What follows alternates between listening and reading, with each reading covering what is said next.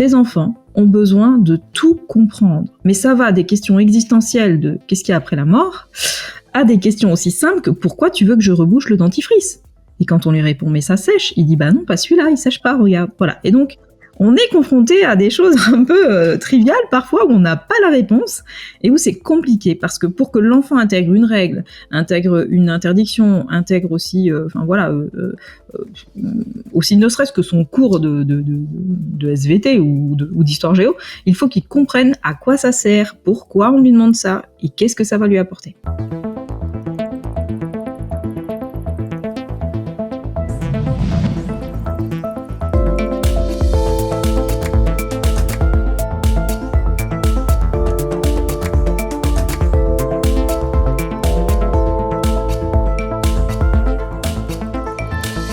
Salut les curieuses, salut les curieux. Aujourd'hui, j'ai la chance d'avoir rendez-vous avec Nawel Faye, coach, conférencière, autrice, révélatrice de potentiel, femme, mère, adepte de la discipline positive, accompagnatrice d'enfants, d'adolescents et d'adultes atypiques, passionnée par le monde de l'entreprise, les ressources humaines, mais également HPI et hypersensible.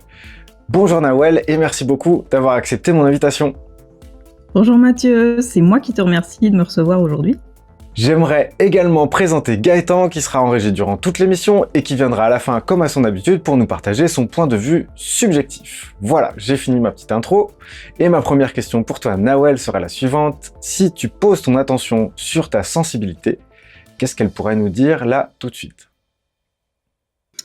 Alors ma sensibilité pourrait dire que justement, je me disais que tu avais créé les conditions idéales pour que je me sente bien pour cette interview, que tu avais pris la peine de me dire que voilà, je devais pas hésiter si j'avais besoin de faire une pause, etc. Et du coup, je suis en totale confiance et donc je trouve ça génial parce que justement, j'ai envie de dire que tu as pris soin de ma sensibilité juste avant de commencer cette interview. Voilà, dans l'instant ce que j'ai envie de te dire. Super chouette, bah écoute, touché par cette réponse et puis c'est pas étranger au fait que Gaëtan soit avec moi parce que j'avoue qu'aujourd'hui au niveau de la préparation technique j'étais un petit peu à côté de mes pompes mais on est quand même parvenu tu vois à t'accueillir à l'heure et tout, ce qui fait que j'ai aussi cette possibilité de te donner ce confort d'accueil, donc merci Gaëtan, tu vois, je fais circuler le merci. Du coup, j'aimerais savoir un peu plus en quoi consiste la discipline positive puisque j'ai vu ça sur ton site internet, est-ce que tu peux nous en parler un petit peu ? Oui, avec plaisir. Alors, la discipline positive, on va dire que c'est un concept qui a été développé par Lynn Lott, qui est une psychologue américaine, sur la base des travaux d'un psychologue qui a développé des concepts autour de l'enfance, pas que, mais voilà, qui a développé un certain nombre de concepts. Pour en citer un, c'est le fait que chaque être humain, à partir du moment où il naît, a un besoin fondamental d'appartenir à une communauté. Donc ça commence par la communauté de sa famille, puis ça s'élargit à ses différents cercles, donc l'école, donc tout d'abord sa classe, son club de sport, etc., etc. Et donc sur la base de tous ces concepts, j'en parle un petit peu dans mon livre, mais après il y a tous les écrits qui ont été traduits en français par Béatrice Sabaté sur la discipline positive, et il y a une association française de discipline positive dont je fais partie qui reprend un peu tout ça. Et donc du coup, elle a conçu des ateliers pratiques pour aider les parents à mettre en œuvre en fait ces principes dans le quotidien.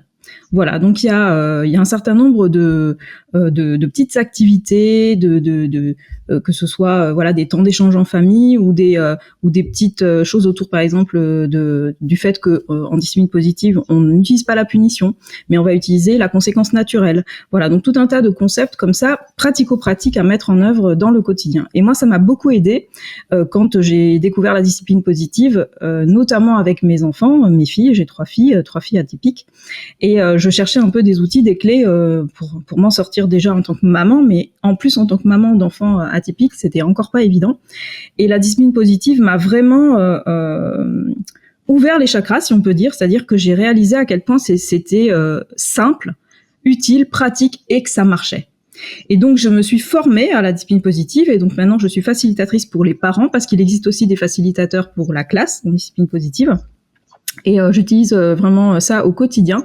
Et ce qui est génial, c'est que c'est pas quelque chose qui est réservé aux petits enfants ou voilà, ça se décline vraiment enfants, ados et même jeunes adultes.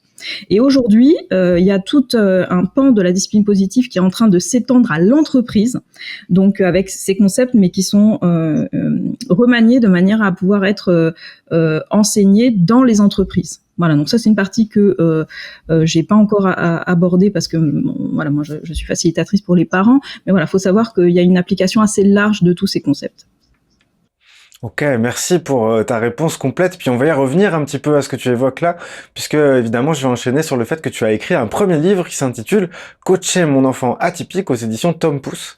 Et donc on va échanger aujourd'hui autour du sujet de l'éducation, des problèmes et des solutions possibles à destination des enfants atypiques.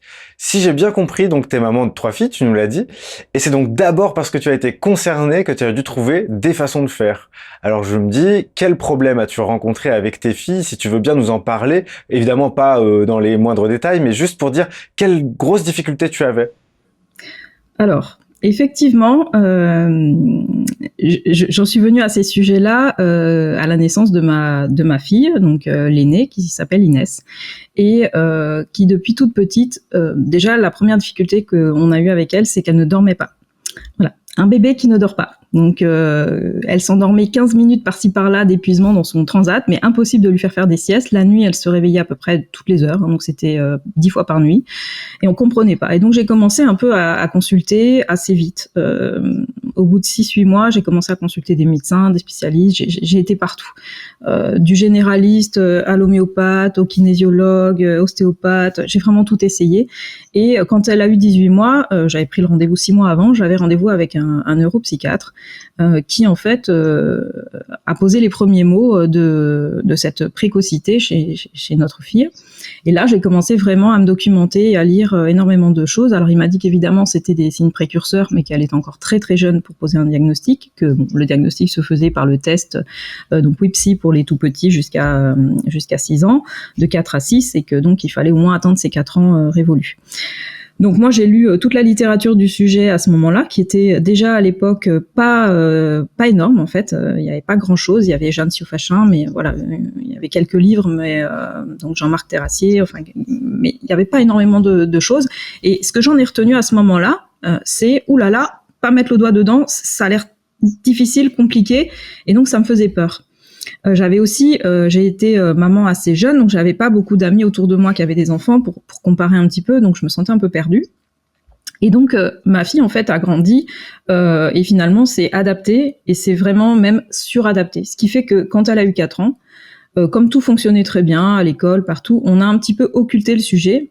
Et en fait on s'est dit finalement ça a l'air de bien aller, on va pas creuser la question. Donc ça c'était une grosse erreur et c'est une des choses que je travaille aussi avec les parents que j'accompagne. C'est on n'a pas envie de plonger dedans parce qu'on se sent impuissant, on se dit qu'on va pas savoir faire, que c'est compliqué, etc. Donc j'ai fait cette erreur de ne pas investiguer plus cette précocité dont on m'avait parlé parce qu'à l'école elle s'est adaptée. Alors elle avait quand même des difficultés, mais elles étaient très camouflées parce que elle essayait elle prenait un grand soin à essayer de cacher. Et j'ai appris à l'occasion d'un épisode un peu douloureux qu'elle était mal dans sa peau, harcelée, et que elle m'a même dit que on a découvert après aussi qu'elle était dyslexique, donc double exceptionnalité, donc elle avait aussi des troubles d'apprentissage. Et donc elle disait j'ai des difficultés en maths, en français. En fait, elle disait je suis nulle en maths, je suis nulle en français, je veux mourir. Elle avait 8 ans. Donc, à 8 ans, elle a fait une dépression. Et donc là, moi, j'ai aussi posé un mot sur son mal-être parce que je savais même pas qu'on pouvait faire une dépression aussi jeune à ce moment-là. Donc, branle-bas de combat, psychologue et tout, test. C'est là qu'on a su effectivement qu'elle était précoce. Et c'est à l'occasion en fait d'un événement vraiment banal. Ça faisait plusieurs semaines même qu'elle était difficile le matin. Des fois, elle faisait des cauchemars la nuit. Elle nous demandait de pas aller à l'école le lendemain. On sentait bien qu'il y avait un petit souci avec l'école, mais elle n'en parlait pas forcément. Et puis le matin, elle faisait toujours des bêtises, alors qu'elle c'était une enfant très calme et très sage. Elle allait pas vouloir s'habiller, elle allait renverser ses affaires, elle allait traîner alors qu'on était en retard. Et un matin, je sais plus, je crois qu'elle a fait une bêtise comme renverser son bol de céréales, quelque chose comme ça. Et là, en fait, au lieu de m'énerver, de manière assez intuitive, je suis allée vers elle et je l'ai prise dans mes bras et je l'ai entourée très fort. Je lui ai dit que je l'aimais. Et là, elle a lâché l'armure. Elle s'est mise à pleurer, à tel point que je crois qu'on n'a même pas été à l'école ce matin-là parce qu'il y a eu vraiment un déversement de tout ce qu'elle retenait. Et c'est là que j'ai appris qu'elle était si mal, qu'elle était harcelée, qu'elle avait peur du maître, qu'elle avait l'impression d'être nulle à l'école. Enfin, voilà. Donc on a entrepris une démarche de diagnostic et puis une démarche thérapeutique aussi pour qu'elle remonte la confiance en elle, etc. Donc ça, c'est la première grosse difficulté que j'ai eue avec donc mon aîné. S'en est suivi 2 autres, donc j'étais un peu plus aguerrie. Donc on a fait les tests un peu plus tôt pour avoir un peu une idée de... Et en fait, j'ai 3 filles atypiques, 3 profils différents, 3 façons de fonctionner. Donc c'est vraiment pas simple. Et pour un parent, ça peut être vraiment épuisant. Mais épuisant, tant sur le plan physique que sur le plan psychologique, parce qu'il faut vraiment trouver les bonnes personnes pour s'entourer. Il faut aussi qu'il y ait la communication dans le couple pour se soutenir dans les difficultés. Donc tout ça, en fait, j'ai eu envie effectivement de rédiger un livre. Je savais pas quelle forme il allait prendre au départ, mais l'idée c'était d'utiliser un petit peu on va dire mon expérience de maman et ma posture de coach, et de mêler les deux de manière à donner aux parents, on va dire, les trucs et astuces du coach dans l'exercice de cette parentalité particulière qui concerne les profils neuroatypiques. Et j'ai été approchée par les éditions Tom Pouce, qui ont donc un différent type de collection, et on est parti sur la collection guide pratique pour être vraiment dans l'idée du guide pratico-pratique, c'est-à-dire qu'il y a peu de blabla, on est vraiment sur comment je fais moi au quotidien avec les difficultés que je rencontre dans l'exercice de cette parentalité. Et du coup, mon 3e bébé est né, voilà. Coacher mon enfant. Ok. Ok, merci beaucoup. Super réponse, parce qu'en fait finalement il y a du personnel dedans, il y a du professionnel qui est mélangé. Moi j'aime bien justement pas faire la part des choses entre les deux, parce que généralement de toute façon, si on est amené à s'intéresser professionnellement à quelque chose, si on s'engage corps et âme, c'est bien parce que quelque part on est stimulé, on est concerné. Et donc merci de partager ça avec autant d'honnêteté et de sincérité. C'est très touchant. J'ai été très touché par ce que tu viens de nous partager, donc merci à toi. Et il y a aussi, j'ai senti tout ce qui pouvait être tu as dit, j'ai fait une erreur. Et en fait, j'ai envie de te poser la question, parce que j'imagine qu'elle est dans certaines têtes. Tu savais pour toi, à ce moment-là? Non, j'imagine. Alors non. À ce moment-là, j'avais pas idée, mais pas du tout, que je pouvais être de près ou de loin concernée par la précocité. Encore moins l'hypersensibilité, que j'ai aussi, pareil, appris sur le tard. Là aussi, encore plus avec ma seconde. Et en fait, c'est la psychologue qui a donc testé mes enfants qui m'a dit déjà assez vite, après même la première, mais surtout après la deuxième, il serait temps d'y penser pour vous. Et puis bon, moi évidemment, mais non, bien sûr que non. Voilà, tout va bien. Et puis quand on a commencé quand j'ai commencé le coaching, je me suis dit que j'irais forcément vers ces profils-là, parce que quand j'ai cherché justement pour mes filles autre chose que des psys, des psychomotriciens, motriciennes, des orthophonistes, etc., je me suis dit oui, j'aimerais bien aussi qu'elles soient accompagnées pour booster un peu la confiance en soi, l'estime de soi, etc., parce qu'en fait finalement c'est des enfants qu'on étiquette assez vite comme étant malades d'une certaine manière, parce que souvent, et notamment pour les enfants qui ont des troubles d'apprentissage ou un TDAH ou même les autistes dits Asperger, on va souvent les stigmatiser, et donc eux se sentent aussi un peu en décalage, pas comme les autres, et peuvent se sentir diminuer dans leur estime d'eux-mêmes. Et j'ai pas trouvé, notamment dans ma région, de coach qui prenait des enfants et des ados. Il y en avait dans d'autres régions, mais pas de mon côté. Donc je me suis dit qu'il y avait vraiment un besoin, et donc j'irai vers ces profils-là. Et donc la psychologue, quand elle me relançait sur le fait de me tester, je résistais un peu, et puis je me suis dit, en fait, je vais me tester, parce que je vais accompagner des personnes, certes enfants ados, mais surtout des adultes aussi, qui vont peut-être faire cette démarche. Et de l'avoir vécu moi-même, je vais être modélisant aussi pour eux, et je vais pouvoir parler de quelque chose que j'ai vécu, que ce soit en amont dans pourquoi je le fais, et après sur ce que ça a généré pour moi, etc. Donc j'ai fait le pas vraiment dans l'idée de mon travail de coach, en fait, plus que pour moi personnellement. Mais ça m'a apporté aussi beaucoup.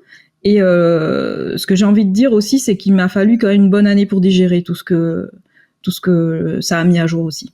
C'est quand même très transformant, très bouleversant.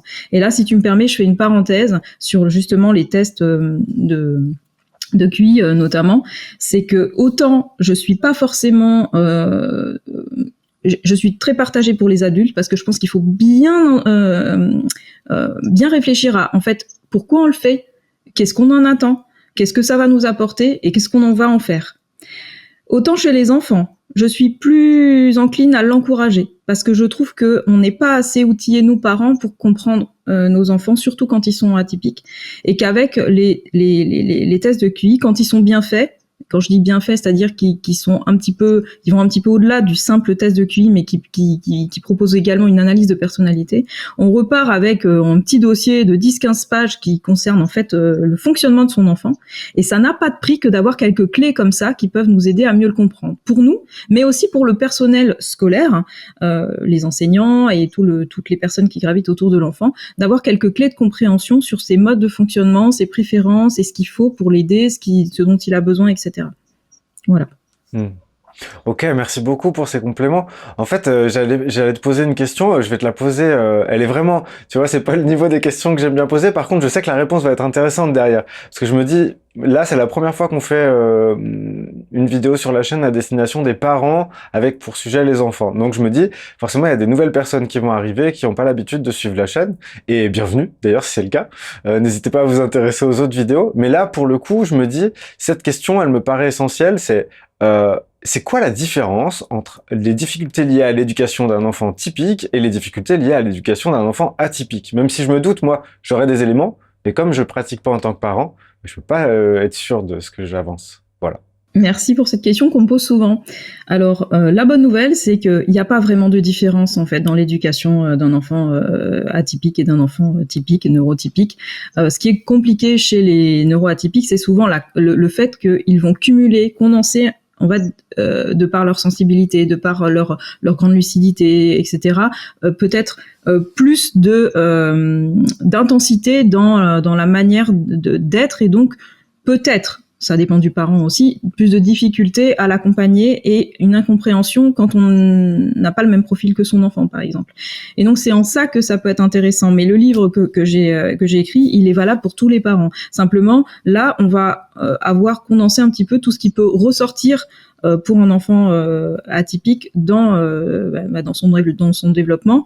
Et donc il peut y avoir en fait une accentuation des traits de certaines caractéristiques, par exemple l'anxiété ou justement dans cette haute sensibilité, une sensibilité sensorielle très forte, plus forte que la moyenne, voilà. Mais sinon, les autres enfants, voilà, ils ont besoin de la même chose, ils ont besoin du même accompagnement. Je le dis dans mon livre et je vais le redire ici, nous parents, on n'est pas le psy de son enfant, on n'est pas le coach de son enfant, on n'est pas le médecin de son enfant, on reste le parent. Et mon livre, il est pas fait pour endosser un de ces rôles-là, il est vraiment fait pour rester le parent qui aime son enfant inconditionnellement et qui va lui apporter tout ce dont il a besoin pour grandir en toute sécurité matérielle, affective, etc. Mais on n'est pas là pour remplacer un professionnel de santé ou de l'accompagnement quand c'est nécessaire. Voilà. Par contre, avec les petites choses que j'amène, on peut déjà s'en sortir et repérer là où l'enfant va avoir besoin d'aide, et si c'est nécessaire, de pouvoir aller vers un professionnel qui va être encore plus outillé pour l'accompagner sur certaines difficultés. Mais au moins, on en a conscience, on est vigilant et on met le focus dessus. Alors, je sais pas si j'ai répondu à ta question. Si, t'as répondu à ma question. Et puis de toute façon, je le dis souvent, moi aussi, je dis souvent sur cette chaîne, c'est les réponses que t'as apportées sont les réponses que t'as apportées. J'ai rien à, si tu veux, j'attends pas une réponse précise. Ce que je veux savoir, c'est la réponse de Nawel aujourd'hui. Tu disais, il me semble au début que tu avais aussi ta propre réponse sur cette question-là. Ouais, bah disons que moi, à mon niveau, plutôt que de parler d'atypique, j'ai créé mon petit terme que j'étraîne de ci de là, qui est le terme de décalé de naissance, parce que dans les acceptions qui sont déjà en fait occupées par des professionnels qui sont bien plus compétents que moi sur des notions telles que justement le TSA, même le HPI, même l'hypersensibilité, je suis pas spécialiste je m'y intéresse beaucoup à ces étiquettes-là et d'autres encore, mais n'étant pas spécialisé dans une de ces étiquettes, moi ce que j'ai tendance à voir justement, c'est que ce qui m'intéresse, c'est le décalage. L'ayant vécu à ma sauce et croisant sans arrêt en séance des gens qui sont concernés par une forme que peut prendre le décalage, c'est ça qui me revient en fait, c'est ça qui m'intéresse, et c'est avec ça que j'ai envie de de travailler. C'est avec, c'est depuis ce décalage-là que j'ai envie de rencontrer les gens quand ce décalage est souffrant et qu'ils cherchent un moyen de sortir de cette souffrance-là. Ça m'intéresse cette envie d'aller vers moins de souffrance liée à ce décalage. Et donc, à ce titre-là, pour moi, quelqu'un d'atypique, il va y avoir le décalage dont je parle. Et ce décalage-là, en fait, va être justement, par rapport à la première réponse que tu as donnée, le fait de ne pas appartenir à la tribu à laquelle on devrait appartenir dans un premier temps. C'est ça, la douleur première. C'est de ne pas se sentir inclus, ne pas se sentir contenu à l'intérieur d'un ensemble dont on ferait partie et qui nous sécuriserait et qui nous permettrait de faire nos expériences en sécurité affective et émotionnelle. Et donc, du coup, à ce titre-là, on devient tout seul. Et quand on devient tout seul un peu trop tôt, ça fait mal et ça a tendance à créer tout un tas de systèmes défensifs, d'appréhension, de vigilance qui font que les difficultés, pour moi, d'un enfant atypique seraient les difficultés liées à ce sentiment premier de solitude inexplicable et inexpliqué. Et deuxièmement, toutes les méthodes et les stratégies qui sont mises en place pour moins souffrir et pour pas être trop pris sur le vif, parce que comme ce qu'on vit, on ne peut pas l'expliquer même à soi-même, on n'aime pas être surpris sur ce truc-là non plus, être interpellé sur un truc qui nous concerne personnellement, mais dont on ne peut pas expliquer d'où ça vient. Voilà. Donc ma réponse serait un petit peu ça. Les difficultés d'un enfant atypique, pour moi, ça vient de ce décalage et de toutes les stratégies qui sont mises en place sans vraiment comprendre de quoi il est question. Alors c'est très intéressant parce que oui, effectivement, l'idée en fait, c'est justement d'éviter à l'enfant de se sentir trop différent, de se sentir en fait mal. Finalement, c'est vraiment la question du mal-être, et surtout de mettre du sens sur pourquoi est-ce que il sent ce décalage, et donc de le rassurer en permanence dans sa spécificité, dans son originalité, dans son atypicité au fil de l'eau, et de permettre de créer les conditions, notamment à la maison, avec ses parents, tout en confiance, de pouvoir aussi lâcher le stress que ça génère de devoir être quelqu'un d'autre à l'école, par exemple. Si on est hyperactif et qu'on ne doit pas bouger à l'école pendant toute une journée, c'est compliqué, on a besoin de décharger à la maison, et là le parent ne comprend pas parce qu'il dit mon enfant il est super sage à l'école, du moins j'ai pas de retour, et puis quand il rentre à la maison j'ai des crises pas possibles, je comprends pas. Et là il va décharger à la maison. Pourquoi à la maison? Parce qu'il est en sécurité affective et il va déborder, parce que là il sait qu'il peut le faire sans perdre normalement l'amour de ses parents, etc. Donc effectivement, tout l'enjeu, et notamment, alors mon livre c'est qu'un petit outil dans tout ça, mais l'idée c'est de comprendre que plus on va savoir qui est notre enfant, comment il fonctionne, mieux on va pouvoir l'accompagner aussi à se connaître, se reconnaître, et donc se sentir en paix avec ce décalage qu'il perçoit et qu'il va percevoir de plus en plus en fait au fil du temps. Super. Eh ben oui, c'est pour ça que ça m'intéressait de te recevoir. Alors, message aussi à destination des gens qui nous regardent. Je n'ai pas lu ton livre, mais on s'est déjà croisés, donc j'ai déjà pu assister à une conférence qui avait pour thème ce livre. Donc du coup, finalement, je suis pas très étranger à ce qu'il y a à l'intérieur, même si je l'ai pas lu spécifiquement. Et puis de toute façon, ça m'intéresse et ça a fait germer des questions, ce qui explique ta présence aujourd'hui. Mais je ne l'ai pas lu, mais je conseille quand même à tout le monde, aux gens que ça intéresserait, d'avoir cette boîte à outils que tu proposes et qui, je crois, est assez singulière en fait dans le paysage. Il y a plein de livres qui paraissent, il y a plein de personnes qui s'intéressent en ce moment au profil atypique, mais je dois dire que voilà, ton livre a l'air d'être un petit peu singulier au milieu de tout ça, donc je suis content de te recevoir aussi pour ça aujourd'hui. Oui, alors justement, il est singulier en ce sens que c'est pas voilà, je suis pas médecin, je suis pas psychologue, je suis coach et maman, et donc c'est vraiment un livre sur mon expérience personnelle et comment je mets tous ces conseils au service du parent pour lui éviter les éventuels écueils que j'ai pu vivre, ou être rassuré aussi sur le fait que oui, il fait bien son job de parent, que c'est pas évident. Il y a aussi tout un côté vraiment qui est rassurant. Et alors les retours que j'ai aussi de personnes qui voient les conférences ou qui ont lu mon livre et qui n'ont pas d'enfants, parce qu'il y en a beaucoup, c'est que justement ça leur a permis de se réconcilier avec leur enfant, alors intérieur on peut dire, mais aussi avec l'image qu'ils avaient d'eux enfants et de comment ils ont vécu leur enfance. Et donc ça peut aussi être intéressant à ce titre-là, visiblement. Ok, chouette. Moi, je me disais aussi, c'est un sacré défi d'avoir écrit ce livre, parce qu'en fait, finalement, chaque personne est unique, déjà, pour commencer. Et puis là, ce que tu fais, c'est que tu parles des enfants atypiques, mais tu parles aux parents d'enfants atypiques. Et puis, y avoir plein de cas différents, en fait. C'est-à-dire qu'on peut parler de deux parents atypiques et des enfants atypiques. On peut parler d'un parent atypique, l'autre non, et un enfant atypique. et peut-être un autre pas, deux parents non atypiques avec un enfant atypique ou plusieurs. Donc en fait, il y a tout un tas de combinaisons qui sont possibles et effectivement, le niveau d'incompréhension est pas le même puisque quand on est parent d'enfants atypiques alors que soi-même, soit on ne l'est pas, soit on ne s'est pas encore accueilli à ce niveau-là, comme ça a été ton cas au départ, et ben il y a quand même plus d'incompréhension, c'est presque exponentiel cette histoire.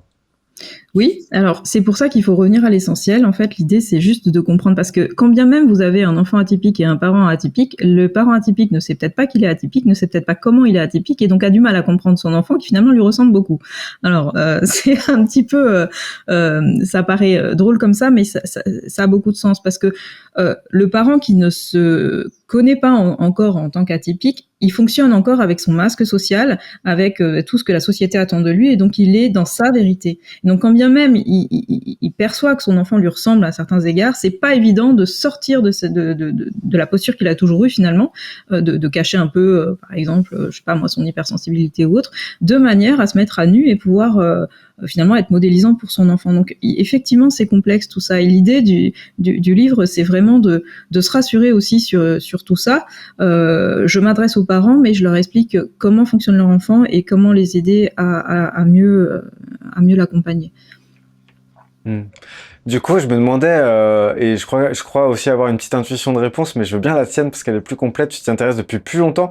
C'est la différence entre les filles et les garçons. Alors du coup, évidemment, justement, c'est un peu une différence qui tend à être un peu vivante et sensible ces temps-ci, mais je me dis, est-ce que les filles atypiques ont des différences dans leur comportement et dans la façon dont elles sont ou non vues dans leur atypicité par rapport aux garçons? Alors oui, il y en a effectivement. On constate. Alors il y a un livre qui a été écrit par Madame Perrault-Dolin sur justement la petite fille surdouée. Alors ce qu'on constate, c'est quand même que les filles sont beaucoup moins, alors diagnostiquées, j'aime pas ce terme, mais repérées que les garçons en termes on va dire de toutes les atypicités. Hein. Elles rentrent plus facilement dans le moule, elles se font moins remarquer, et donc on va moins les diagnostiquer. Alors au début, quand j'ai lu ça, je t'avoue que j'avais un peu de mal à le croire en me disant bon, c'était peut-être valable encore il y a quelques années, mais aujourd'hui quand même on est plus aguerri, on repère assez facilement les enfants. En tout cas, je peux faire un constat, c'est que moi dans mon cabinet de coaching, j'ai beaucoup plus de garçons, donc enfants, ados, et d'hommes que de femmes, que de filles. Donc j'ai envie de dire oui, il y a déjà une grosse différence, c'est qu'on les repère moins vite, ces petites filles atypiques. Moi, j'en étais une, je suis passée sous les radars. Pour tout te dire, à l'âge adulte, en faisant les tests de QI, la psychologue m'a dit est-ce que vous étiez dyslexique? Et j'ai dit non, je crois pas, j'ai pas eu de difficulté.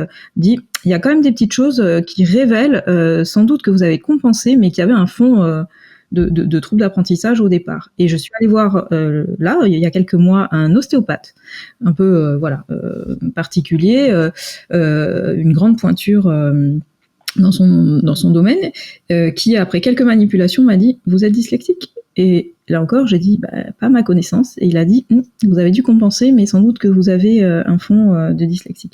J'ai 2 de mes filles qui sont dyslexiques. On dit souvent les chiens ne font pas des chats, mais moi je l'ignorais totalement, donc sans doute qu'effectivement j'ai compensé et surcompensé ce trouble, et donc il n'a pas été visible, mais c'était le cas visiblement, j'avais quand même ça. Donc oui, il y a quand même des différences dans la manière de l'appréhender. Et l'hypersensibilité ou la haute sensibilité, c'est pas évident non plus de la reconnaître, parce que les petites filles vont plus facilement être émotives que les garçons. Mais pour autant, il peut y avoir derrière de la grande souffrance. Et je prends souvent cet exemple d'une petite fille qui est venue me consulter pour une grande anxiété, et qui en fait avait du mal à se concentrer à l'école, parce que tous les matins, pour aller à l'école, elle passait par une rue où elle croisait un sans domicile fixe. Et donc, en fait, une fois arrivée à l'école, elle ne faisait que penser à lui, qui était dehors, dans le froid, qui avait peut-être faim, etc. Elle avait du mal à se concentrer sur le cours. Et donc, il y avait vraiment un gros travail à faire sur l'empathie qu'elle pouvait ressentir, voilà, pour son domicile fixe, etc. Donc voilà. Donc des différences, il y en a quand même. Après, un enfant reste un enfant, hein, fille ou garçon. Hein. Oui, merci pour cet éclairage. Et puis c'est vrai, je me dis ça, là pour le coup, je suis plein d'empathie pour les enfants atypiques ou non, à qui en fait le monde des adultes demande de faire fi de leurs priorités pour apprendre dans l'ordre établi par des gens dont on ne sait pas d'où ils sortent, dans l'ordre prévu, des notions qui sont complètement accessoires. Ce que je veux dire, c'est apprendre à calculer, je sais pas, à faire une addition ou une soustraction quand on vient de voir un sans domicile fixe et que ça nous a heurté de voir quelqu'un qui dort dehors et qu'on peut pas en fait passer à autre chose. Je comprends ça tout à fait et je me dis enfin je comprends l'absurdité qui est ressentie quand il faut se concentrer sur des trucs qui paraissent complètement annexes, accessoires et absurdes au vu de l'intensité émotionnelle qu'on vient de vivre en fait. Exactement. Mm. Mm. Du coup, je me disais, bah, tu amorces le sujet suivant, à savoir, je me dis, bah, dans ce monde des enfants atypiques, les émotions doivent jouer aussi un grand rôle dans la difficulté que peuvent ressentir les parents. Et donc, à ce titre-là, je voudrais savoir, bah, est-ce que dans ton livre, c'est abordé, j'imagine bien que c'est abordé, mais comment faire face aux émotions fortes des enfants atypiques quand on est leurs parents? Alors oui, évidemment, on aborde ça dans le premier chapitre, la partie émotion.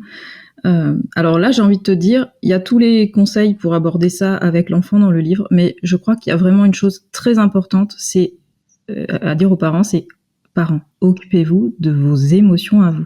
Parce que la majorité du temps, quand vous avez une émotion forte ou quand une émotion forte chez votre enfant fait écho chez vous, c'est qu'il y a quelque chose à aller regarder chez vous d'abord. Et plus vous aurez travaillé sur vous, plus vous aurez travaillé sur vos propres émotions, sur ce qui vient vous heurter, sur l'effet miroir que ça provoque chez vous, plus vous serez dans les meilleures conditions pour accompagner votre enfant à vivre son émotion à lui. Donc on ne peut pas faire fi d'un travail personnel, d'un travail sur soi. J'ai envie de dire que nos enfants atypiques nous poussent aussi à travailler sur nous, à nous prendre en charge, à nous prendre en main sur le plan notamment de la gestion des émotions, de la régulation des émotions, de la compréhension des émotions, du fait de pouvoir nommer les émotions, de les connaître. Et donc j'ai envie de dire c'est vraiment le premier travail à faire et que je fais, on va dire, avec tous les coachés que j'ai au cabinet, que ce soit les enfants, les ados, les adultes. Il y a vraiment beaucoup de travail de pédagogie à faire là-dessus. Qu'est-ce que ça fait du bien quand on comprend qu'une émotion, elle a du sens, qu'elle vient nous donner un message et que tant qu'on n'a pas regardé, écouté le message, ben elle revient frapper à la porte. Donc voilà, donc une fois qu'on s'est occupé de nous, parents, ben c'est beaucoup plus simple de s'occuper des enfants parce que c'est la même chose. Et écoute, mon chéri, ben là, t'as une émotion, quel mot tu mettrais dessus? Tu sais qu'elle vient te dire un message. Tu te rappelles ce que c'est que le message de la peur, que le message de la colère, etc. Et on fait ensemble ce petit travail et tout prend sens et en fait, c'est très très rassurant. Mais d'abord, il faut aller voir ce qui se passe chez nous. Ok. Et ben, du coup, merci pour cette réponse. Et ce que je me dis, c'est justement dans ces irruptions potentielles, des crises de colère qu'on entend souvent comme étant un grand problème pour les parents, surtout dans leur répétition, parce que ils vont essayer, ces parents, de réagir de façon diverse et variée pour essayer de régler en fait l'apparition de ces crises de colère. Alors déjà, tu as évoqué le fait que si ça se trouve, c'est simplement parce que à la maison, bah, c'est un endroit de sécurité affective et que donc du coup, c'est le seul endroit où ils peuvent décharger les batteries. Donc déjà, ça donne un indice potentiel du fait que, en fait, s'ils se permettent ça, c'est qu'ils sont bien avec vous. Aussi bizarre que ça puisse sonner quand on le voit et quand on voit ces crises qui sont pas, j'imagine, hyper confortables à vivre. Et puis, deuxième chose, il y a le fait comment dire, d'être mal à l'aise à cohabiter avec l'émotion de son enfant, parce qu'en fait, ce qu'on voudrait, c'est qu'il soit bien. Et est-ce qu'il y aurait un message à faire passer aux parents dans le fait que vivre ses émotions, c'est utile. Arriver à la fin de cette émotion-là, c'est uniquement pour le confort du parent qui regarde et qui a envie d'annuler cette intensité émotionnelle parce que lui-même, ça le met mal à l'aise. Alors, je rejoins peut-être que ce que tu as dit juste avant, hein, mais bon. Mais merci Mathieu, c'est exactement ça. En fait, moi, j'ai grandi dans une famille où mon père me disait ne te mets pas en colère et ma mère me disait arrête de pleurer. Donc c'était très compliqué et j'étais déjà un petit peu, j'avais un petit côté rebelle déjà à l'époque. Alors j'avais du mal quand même avec mon père parce qu'il était quand même très autoritaire. En revanche, avec ma mère, je me prenais quelques libertés et un jour, je lui ai dit, j'avais 8-10 ans. Et je pleurais, et elle me dit mais arrête de pleurer, pourquoi? Parce qu'en fait ça la faisait stresser, elle avait pas les outils pour m'aider et donc elle voulait que je cesse un comportement qui la dérangeait, qui la mettait mal à l'aise. Ça partait d'une bonne intention parce qu'en fait bon, il se trouve que ma mère a perdu ses deux parents jeunes et que donc elle n'a pas, elle, été consolée, elle ne sait pas forcément le faire. Il faut aussi savoir que il y a certains parents qui peuvent pas offrir ce qu'ils n'ont pas reçu. Alors c'est pas toujours le cas, parfois ça peut, hein, il y a des parents qui ont pu ne pas être consolés et qui peuvent très bien savoir consoler leurs enfants, mais d'autres non. Et ma mère, effectivement, avait du mal avec mes crises de larmes. Et un jour, je lui ai dit, écoute, maman, si toi, tu arrives à pas pleurer, c'est très bien, t'es très forte. Moi, je suis pas encore là. Alors, s'il te plaît, laisse-moi pleurer. Voilà, donc oui, effectivement, il faut laisser les émotions s'exprimer avec évidemment du cadre. Donc ça va dépendre des valeurs de la famille, ça va dépendre des règles dans la famille, etc. Évidemment, on peut laisser exposer sa colère à condition de pas blesser son frère, sa sœur, de pas tout casser dans la maison, de le faire dans un moment, dans un espace qui est sécurisant, de pouvoir aller laisser un enfant se défouler dans le jardin ou taper dans un punching ball, enfin peu importe, il y a plein de façons d'exprimer sa colère ou juste de s'isoler, mais il faut que ça reste dans un cadre sécurisant et que ça puisse être fait avec un certain nombre de règles de bonne conduite et de bienséance. Mais par contre, vouloir faire taire l'émotion, c'est le meilleur moyen pour qu'elle réapparaisse de plus en plus forte jusqu'à l'explosion où là, souvent, il peut y avoir des conséquences qui sont compliquées à gérer après. Ouais, je suis bien d'accord avec ça. Et du coup, c'est cette intuition-là une sorte de cercle vicieux puisqu'on vit le quotidien avec son enfant. Et donc, du coup, la répétition et le sentiment d'échec répété peut créer chez le parent comme une sorte d'impossibilité de se renouveler à un moment donné. On atteint aussi le sommet de ce qu'on peut supporter en tant que personne qui n'arrive pas à désamorcer une situation. Et donc là, ça devient personnel au bout d'un moment. Et que donc, du coup, ça peut, à ce titre-là, vraiment être... prendre une place énorme dans la communication avec son enfant, en fait, remplacer la communication avec l'enfant, finalement. Chacun étant dans son coin en train de vivre quelque chose que l'autre ne comprend pas. Oui, c'est intéressant ce que tu dis, Mathieu, parce que on a aussi, c'est très important de comprendre que parfois, c'est nécessaire que chacun prenne du temps et qu'on ne traite pas le sujet tout de suite, qu'on laisse effectivement l'émotion se vivre et que si on est dans la colère, moi je suis dans la colère, moi je suis dans la colère avec ma fille, qu'on puisse aussi se dire ok, temps mort. On fait une pause, chacun va vivre sa colère de son côté, on se fait pas du mal l'une envers l'autre, mais par contre, il va falloir revenir à froid, débriefer. À un moment donné, on sera calme et on va pouvoir exprimer ce qui n'a pas été. Je me suis sentie comme ça quand t'as dit ceci, quand t'as dit cela. J'aurais aimé que tu me dises ça. J'aurais préféré que tu le dises comme ça. J'ai pas compris quand tu as dit ça. Voilà. Et qu'on puisse, dans le dialogue et la communication, qui sont les règles essentielles dans des bonnes relations interpersonnelles de manière générale, mais encore plus grande dans la famille, au sein du foyer, d'être vraiment dans cette communication qui permet de revenir sur l'événement et non pas de l'occulter. Donc on a déchargé sa colère, mais l'autre ne sait toujours pas pourquoi on s'est mis en colère, et donc c'est le meilleur moyen pour que ça recommence à la prochaine occasion, parce qu'on ne sait pas expliquer, on ne s'est pas compris. Ouais, carrément. Et donc, du coup, moi, le sujet en fait du parent, je pense qu'on va revenir un petit peu dessus. Là, on va essayer de rester un petit peu sur les enfants. Et je me disais, évidemment, derrière les émotions, quand on en a fait le travail nécessaire, on va pouvoir accéder aux besoins. Et donc, ce que tu disais, c'est les parents font le travail nécessaire pour eux connaître leur rapport aux émotions et les besoins qui se cachent derrière. Effectivement, ça laisse de l'espace pour que la communication soit axée sur la découverte des besoins derrière les émotions pour l'enfant. Ouais, exactement. D'ailleurs, dans Discipline positive, Alfred Adler part du principe que derrière tout comportement inadéquat de l'enfant se cache un besoin qui n'a pas été couvert finalement, auquel on n'a pas répondu. Et donc tout l'enjeu, surtout chez les jeunes enfants, c'est de les aider à comprendre quel est leur besoin. Et souvent, le comportement, en fait, est souvent à l'opposé du besoin. Derrière un comportement de colère, il y a peut-être un besoin d'être aussi compris, rassuré, voilà. Et donc l'enfant, par son comportement dit inadéquat, va se faire remarquer de manière à aller chercher quelque chose. Et si le parent ne comprend pas en fait le message, on peut passer à côté et finalement non seulement laisser persister la situation, mais peut-être l'aggraver dans l'inconscient de l'enfant qui se dit je ne suis pas en sécurité, je ne trouve pas en fait réponse à mes besoins. Donc effectivement, derrière l'émotion, il y a un véritable besoin, et nous, aussi adultes, on doit se pencher dessus, mais il y a vraiment des besoins particuliers chez les enfants qu'il faut apprendre à décoder, et à la fois pour les accompagner, mais pour les aider eux aussi à pouvoir répondre à leurs besoins et à pouvoir verbaliser, en fait, finalement. Parce que ce que je dis souvent en conférence, c'est que nous, on nous a pas demandé petit de quoi t'as besoin, ma chérie, mon chéri, de quoi t'as besoin, de quoi t'as envie. On décidait pour nous globalement. Et en fait, aussi petit qu'il soit, l'enfant peut décider pour lui. L'enfant sait de quoi il a besoin. L'enfant a des idées, en tout cas, de ce qu'il veut. Et c'est très important en termes d'intelligence émotionnelle, d'aller travailler la conscience de soi. Et pour ça, de pouvoir habituer, en fait, l'enfant dès tout petit à se positionner. Tu préfères le pantalon vert ou le pantalon bleu? Tu vas mettre un pantalon parce qu'il fait froid, mais finalement, il y a le choix. Alors, toi, tu préférais quoi? Si tu te positionnes, ce serait quoi? Voilà. Et donc, d'amener petit à petit du choix pour que l'enfant puisse décider pour lui, puisse comprendre qu'il a les moyens, l'autonomie de décider à tout âge, évidemment, toute proportion gardée selon voilà les sujets, mais de les habituer comme ça à se positionner, à comprendre qu'en fait, ils ont les compétences, ils ont tout ce qu'il faut pour choisir. Et même dans le travail, plus tard, c'est dans la manière de fonctionner, de faire les devoirs, etc., bah, de quoi tu aurais besoin pour mieux travailler? Et moi, c'est une des questions que je leur pose aux ados, notamment, et aux enfants que je reçois qui ont des difficultés scolaires ou des difficultés d'organisation. Et souvent, ils vont me dire, par exemple, mais en fait, mon bureau, il me plaît pas, ça ne va pas, il est dans un coin trop sombre de ma chambre, ou j'aimerais qu'il soit plus près de la fenêtre pour pouvoir regarder dehors. Enfin, des choses simples, et il suffit de faire des petits aménagements et on voit des progrès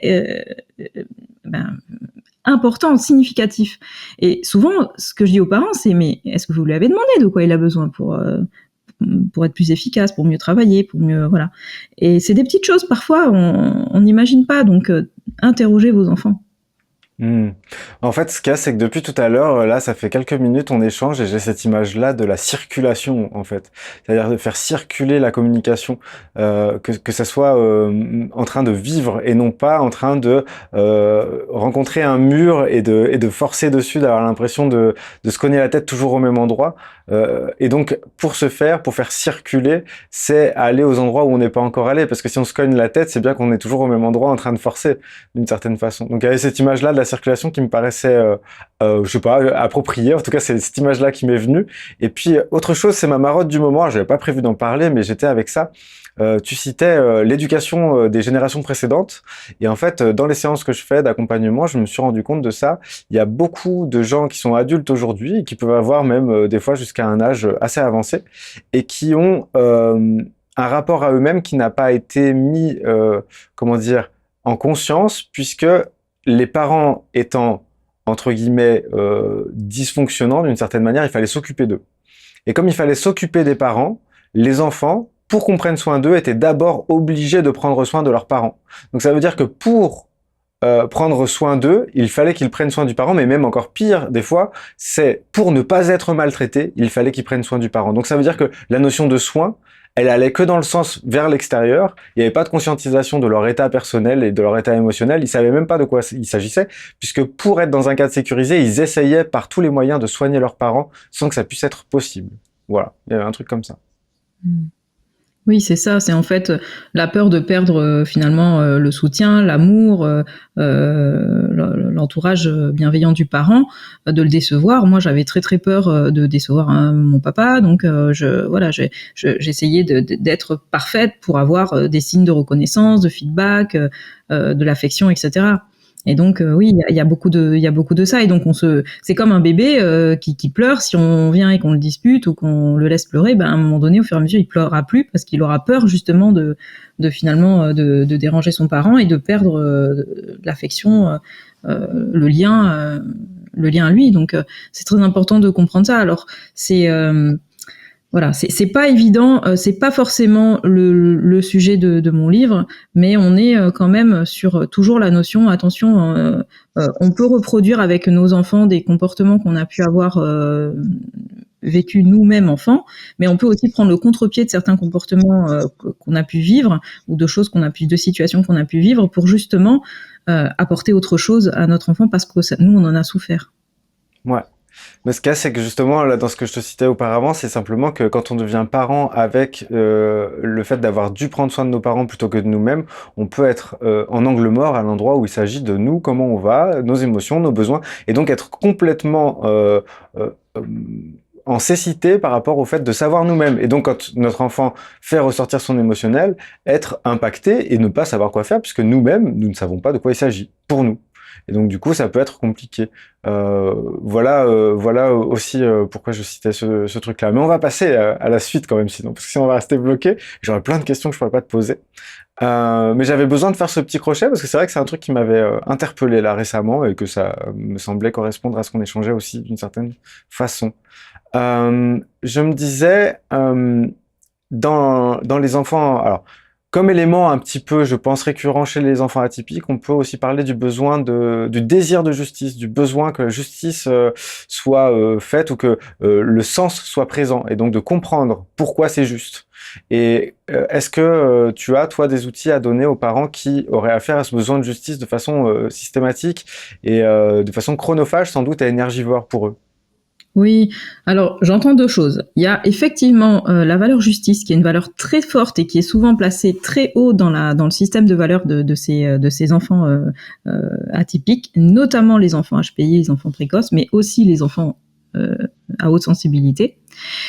Et donc là, en fait, c'est aussi comprendre qu'il y a d'autres valeurs et que parfois, il y a des choses injustes dans certaines situations dans le monde, etc. Mais que c'est important de respecter sa propre valeur et soit d'être juste vis-à-vis de tout ce qu'on fait. Donc là, c'est plus de la pédagogie par rapport à ces valeurs et au fait que le monde, on vit pas dans un monde parfait et que donc il y aura effectivement à certains endroits des injustices, mais on n'en est pas responsable. Et donc aider l'enfant aussi à relativiser par rapport à son rôle dans tout ce qu'il peut vivre d'injuste autour de lui, quand bien même ça ne le concerne pas. Donc ça, c'est effectivement plus de la pédagogie, de l'écoute, et l'aider en fait à ne pas se noyer dans ce besoin de justice. Et je sais parce que je l'ai été moi-même, à vouloir défendre l'indéfendable, à vouloir en permanence être le sauveur. Donc ça épuise aussi. On n'est pas concerné par toutes les injustices du monde, et donc il faut choisir ses combats. Et donc ça, on peut apprendre à l'enfant. Et d'autre part, j'entends effectivement le besoin de sens, la quête de sens. Et là, on est vraiment sur quelque chose d'ultra fondamental, et j'en parle effectivement dans le livre, sur ces enfants ont besoin de tout comprendre. Mais ça va des questions existentielles de qu'est-ce qu'il y a après la mort, à des questions aussi simples que pourquoi tu veux que je rebouche le dentifrice? Et quand on lui répond mais ça sèche, il dit bah non, pas celui-là, il sèche pas, regarde. Voilà. Et donc, on est confronté à des choses un peu triviales parfois où on n'a pas la réponse et où c'est compliqué parce que pour que l'enfant intègre une règle, intègre une interdiction, intègre aussi, aussi ne serait-ce que son cours de SVT ou d'histoire géo, il faut qu'il comprenne à quoi ça sert, pourquoi on lui demande ça et qu'est-ce que ça va lui apporter.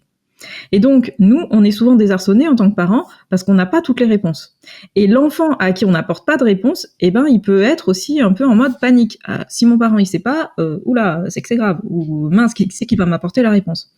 C'est là où il faut être créatif déjà, et où il faut justement pouvoir aussi être assez modélisant pour l'enfant, de dire tiens, tu vois, moi je sais pas tout, là tu me poses une bonne question, j'ai pas la réponse, mais peut-être qu'on pourrait creuser ensemble, peut-être qu'on pourrait se renseigner, voilà, et ou différer en fait à un moment donné, dire écoute, là c'est une question importante qui demande un peu de temps pour que je t'explique tout ça.